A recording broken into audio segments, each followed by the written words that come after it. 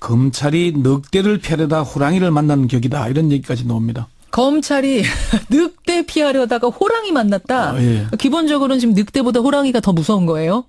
어쨌건 힘이 더 세니까. 야, 이런 얘기가 지금 검찰에서 나온다. 예, 예. 그러니까 안경환 이제 스스로 포기한 안경환 전 법무장관 후보자하고 박상기 법무장관 후보자하고 성격이나 스타일이나 많이 달라요? 안 전 후보자와 박 후보자를 잘 아는 여러 사람들에게 물어보니까 예. 성격과 스타일, 학문 연구에서 큰 차이가 났습니다. 두 분 다 교수인 건 똑같잖아요. 또 법학 교수인데 그렇죠. 안경환 전 후보자는 그를 아는 사람들이 이구동성으로 낭만적인 사람이다. 로맨티스트. 예. 서울대 로스쿨에서 함께 재직했던 교수들도 품이 느르고 개방적이고 부드러운 호인 스타일이다. 품이 넓고 개방적, 부드럽다. 반면에 박상기 후보자에 대해서는 후배이거나 동료 법학자거나 공통으로 하는 말이 깐깐하다 하는 것입니다. 깐깐하다. 예, 잘 웃지도 않고 일 처리도 굉장히 철저하고 꼼꼼한 스타일이다. 그래요? 돌다리도 두드려보고 건너는 전형적인 대학 교수 스타일이다. 이렇게 얘기를 합니다. 전형적인 대학 교수. 법조인 출신의 민주당 중진 의원은 안 교수가 낭만적이라면 박 교수는 칼칼하다. 박 후보자는 면도날 같은 면이 있다.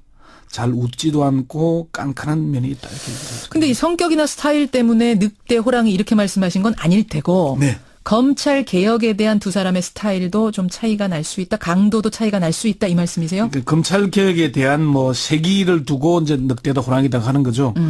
안 전 후보자는 검찰 개혁에 대해 내부를 달래면서 가려고 하는 스타일이라면 박상기 후보자는 원칙대로 깐깐하게 밀고 가는 스타일이다 이렇게 얘기를 합니다.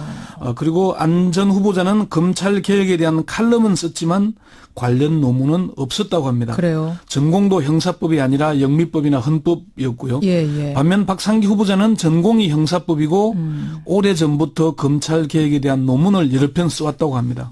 검찰 개혁에 대해서도 상당히 구체적인 계획을 갖고 있는 것으로 이렇게 알려지고 있고요. 그렇군요. 법무장관 후보로 지명된 뒤에 일성도 달랐습니다.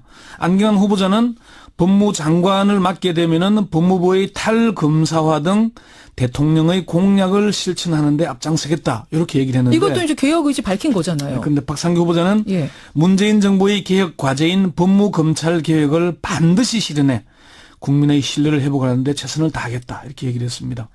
그러면서 구체적인 계획까지 밝히게 됐고요. 구체적인 계획, 그럼 공수처 신설. 그러니까 심지어 이제 박상기 후보자를 두고 철저하고 청탁이나 정리에 흔들리지 않는 엄격한 스타일이다. 그래서 한 고검장급 인사는 검찰로서는 안 교수에 비해서 상대하기 까다로운 시어머니를 만난 격이다. 이렇게 얘기했습니다. 까다로운 시어머니를 만났다. 자, 일단 두 사람의 공통점이 이제 비법조인 출신 교수라는 거죠. 네. 법학자. 근데 문 대통령은 왜 이렇게 비법조인 출신을 고집하는 겁니까?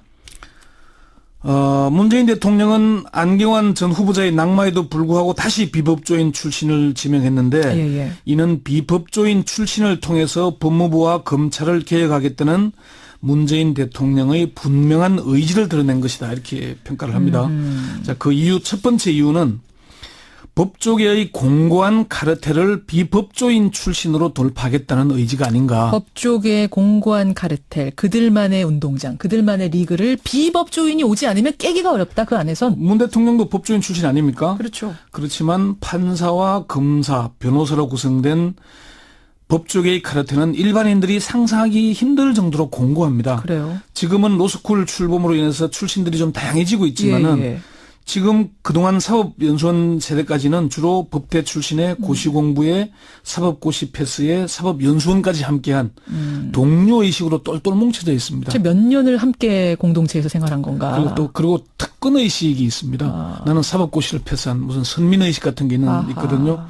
검찰개혁이건 사법개혁이건 아니면 구체적인 사건이건 법조 3류는 다른 듯 같고 갈라진 듯 뭉쳐져 있다. 이런 얘기까지 합니다. 갈라진 듯 뭉쳐져 있다.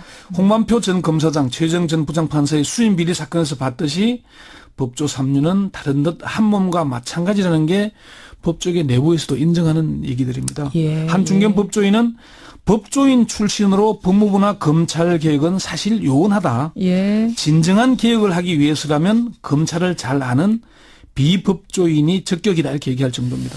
법조 3륜이 아까 말씀하신 대로 판사, 검사, 변호사 이렇게 법조 3륜인 거죠? 그렇습니다. 법조계는 로스쿨에 출범하기 전에는 기수 문화가 아주 성행했습니다. 그러니까 처음 만나면 나이를 묻는 게 아니라 사실 몇 회? 뭐 연수원 몇 회? 이런 걸 묻는 그런 거 말씀하시는 거죠. 그런 걸로 이제 족보를 따지고 학교가 어디냐 뭐 지역이 어디냐 이런 걸 따지고 뭐 하는 거죠.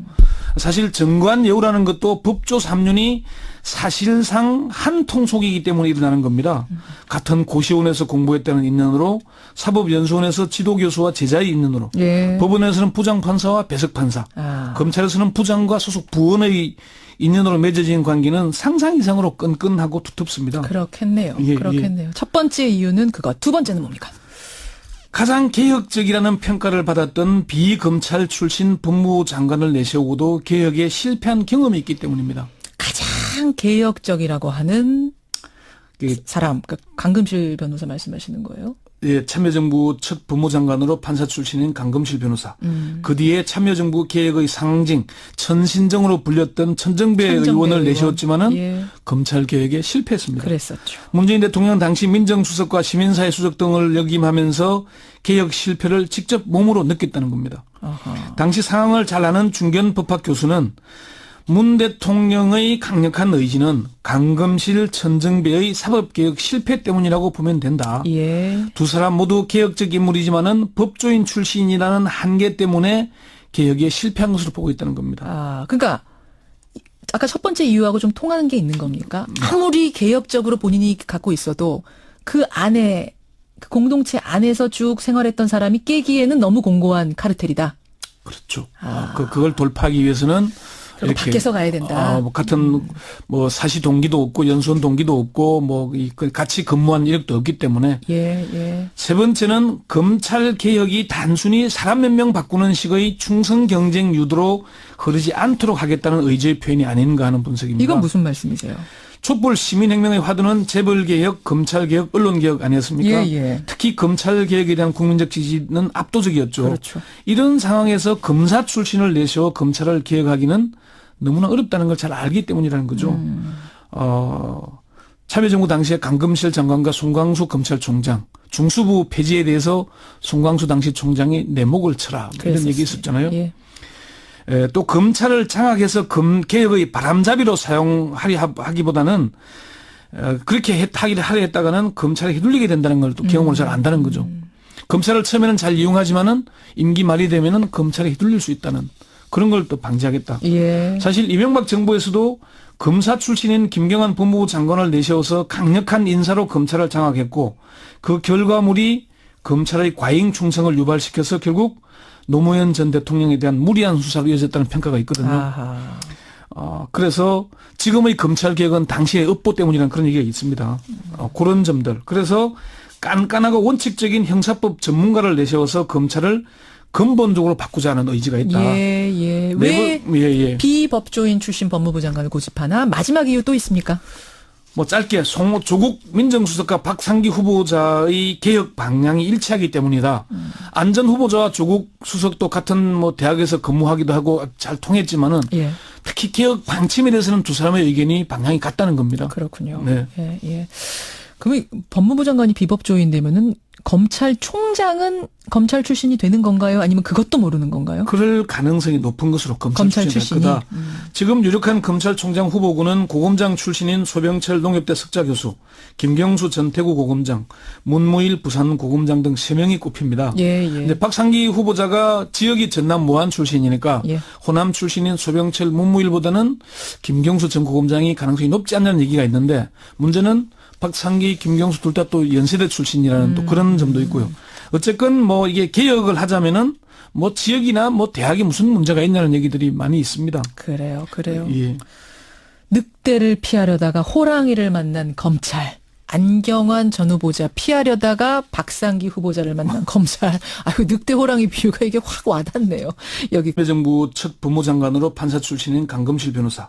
그 뒤에 참여정부 개혁의 상징, 천신정으로 불렸던 천정배 의원을 내세웠지만은 예. 검찰 개혁에 실패했습니다. 그랬었죠. 문재인 대통령 당시 민정수석과 시민사회 수석 등을 역임하면서 개혁 실패를 직접 몸으로 느꼈다는 겁니다. 어허. 당시 상황을 잘 아는 중견 법학 교수는 문 대통령의 강력한 의지는 강금실 천정배의 사법개혁 실패 때문이라고 보면 된다. 예. 두 사람 모두 개혁적 인물이지만은 법조인 출신이라는 한계 때문에 개혁에 실패한 것으로 보고 있다는 겁니다. 아, 그러니까 아까 첫 번째 이유하고 좀 통하는 게 있는 겁니까? 아무리 개혁적으로 본인이 갖고 있어도 그 안에 그 공동체 안에서 쭉 생활했던 사람이 깨기에는 너무 공고한 카르텔이다. 그렇죠. 그걸 돌파하기 위해서는 이렇게 밖에서 가야 된다. 같은 사시 동기도 없고 연수원 동기도 없고 같이 근무한 이력도 없기 때문에. 예. 세 번째는 검찰 개혁이 단순히 사람 몇 명 바꾸는 식의 충성 경쟁 유도로 흐르지 않도록 하겠다는 의지의 표현이 아닌가 하는 분석입니다. 이건 무슨 말씀이세요? 촛불 시민혁명의 화두는 재벌개혁, 검찰개혁, 언론개혁 아니었습니까? 예. 특히 검찰개혁에 대한 국민적 지지는 압도적이었죠. 그렇죠. 이런 상황에서 검사 출신을 내세워 검찰을 개혁하기는 너무나 어렵다는 걸 잘 알기 때문이라는 거죠. 참여정부 당시에 강금실 장관과 송광숙. 근데 이 성격이나 스타일 때문에 늑대, 호랑이 이렇게 말씀하신 건 아닐 테고. 네. 검찰 개혁에 대한 두 사람의 스타일도 좀 차이가 날 수 있다. 강도도 차이가 날 수 있다. 이 말씀이세요? 그러니까 검찰 개혁에 대한 세기를 두고 이제 늑대다 호랑이다 하는 거죠. 안전 후보자는 검찰 개혁에 대해 내부를 달래면서 가려고 하는 스타일이라면 박상기 후보자는 원칙대로 깐깐하게 밀고 가는 스타일이다 이렇게 얘기를 합니다. 그리고 안 전 후보자는 검찰 개혁에 대한 칼럼은 썼지만 관련 논문은 없었다고 합니다. 그래요. 전공도 형사법이 아니라 영미법이나 헌법이었고요. 예. 반면 박상기 후보자는 전공이 형사법이고 오래전부터 검찰 개혁에 대한 논문을 여러 편 써왔다고 합니다. 검찰 개혁에 대해서도 상당히 구체적인 계획을 갖고 있는 것으로 이렇게 알려지고 있고요. 그렇군요. 법무장관 후보로 지명된 뒤에 일성도 달랐습니다.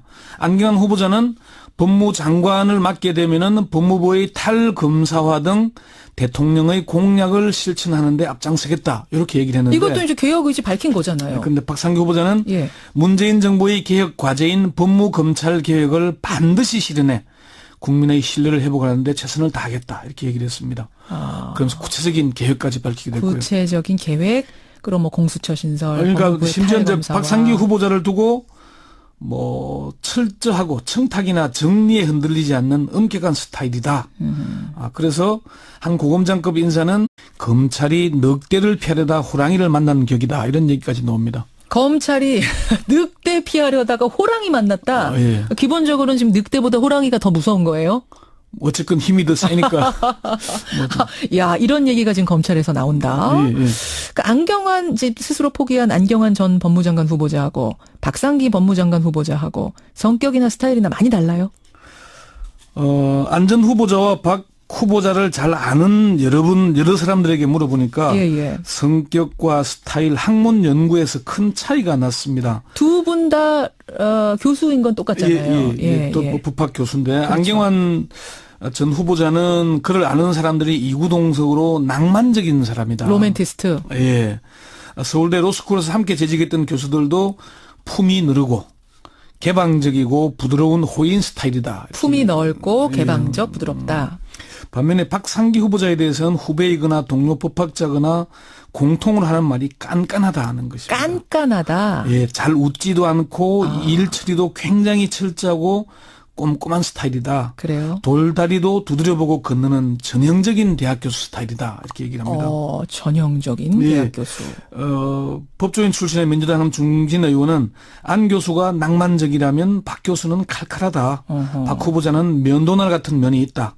잘 웃지도 않고 깐깐한 면이 있다. 이렇게. 검찰로서는 안 교수에 비해서 상대하기 까다로운 시어머니를 만난 격이다. 이렇게 얘기했습니다. 까다로운 시어머니를 만났다. 자, 일단 두 사람의 공통점이 이제 비법조인 출신 교수라는 거죠. 법학자. 근데 문 대통령은 왜 이렇게 비법조인 출신을 고집하는 겁니까? 문재인 대통령은 안경환 전 후보자의 낙마에도 불구하고 다시 비법조인 출신을 지명했는데 이는 비법조인 출신을 통해서 법무부와 검찰을 개혁하겠다는 문재인 대통령의 분명한 의지를 드러낸 것이다. 이렇게 평가를 합니다.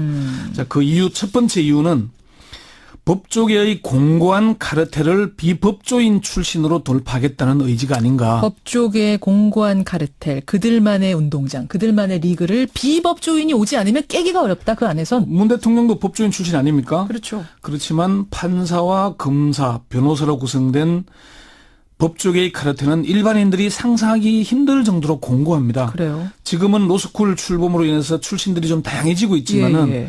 지금 그동안 사법연수원 세대까지는 주로 법대 출신의 고시공부에 사법고시 패스에 사법연수원까지 함께한 동료의식으로 똘똘 뭉쳐져 있습니다. 몇 년을 함께 공동체에서 생활한 건가? 그리고 특권의식이 있습니다. 나는 사법고시를 패스한 무슨 선민의식 같은 게 있거든요.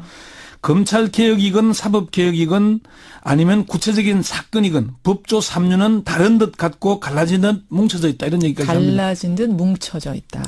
홍만표 전 검사장, 최정 전 부장판사의 수임 비리 사건에서 봤듯이 법조 3류는 다른 듯 한 몸과 마찬가지라는 게 법조계 내부에서도 인정하는 얘기들입니다. 예, 한 중견 법조인은 법조인 출신으로 법무부나 검찰 개혁은 사실 요원하다. 예. 진정한 개혁을 하기 위해서라면 검찰을 잘 아는 비법조인이 적격이다 이렇게 얘기할 정도입니다. 법조 3륜이 아까 말씀하신 대로 판사, 검사, 변호사 이렇게 법조 3륜인 거죠? 그렇습니다. 법조계는 로스쿨에 출범하기 전에는 기수 문화가 아주 성행했습니다. 그러니까 처음 만나면 나이를 묻는 게 아니라 사실 몇 회? 연수원 몇 회? 이런 걸 묻는 그런 거 말씀하시는 거죠. 그런 걸로 이제 족보를 따지고 학교가 어디냐, 뭐 지역이 어디냐 이런 걸 따지고 뭐 하는 거죠. 사실 정관예우라는 것도 법조 3륜이 사실상 한 통속이기 때문에 일어나는 겁니다.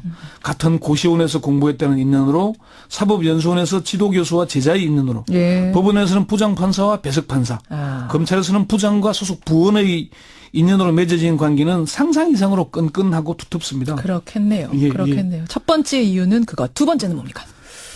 가장 개혁적이라는 평가를 받았던 비검찰 출신 법무부 장관을 내세우고도 개혁에 실패한 경험이 있기 때문입니다. 가장 개혁적이라고 하는 사람, 강금실 변호사 말씀하시는 거예요? 예, 참